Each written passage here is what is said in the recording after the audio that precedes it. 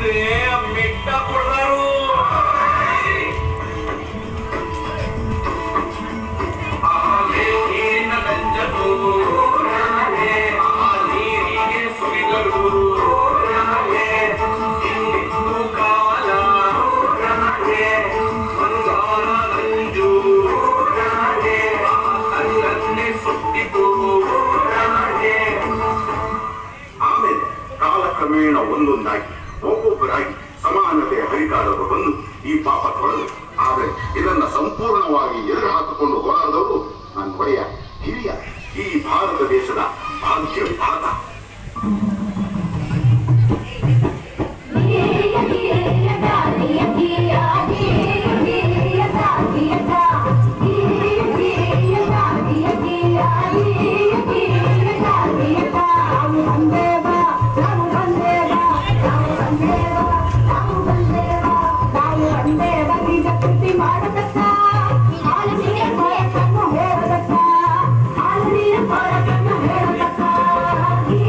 Yeah.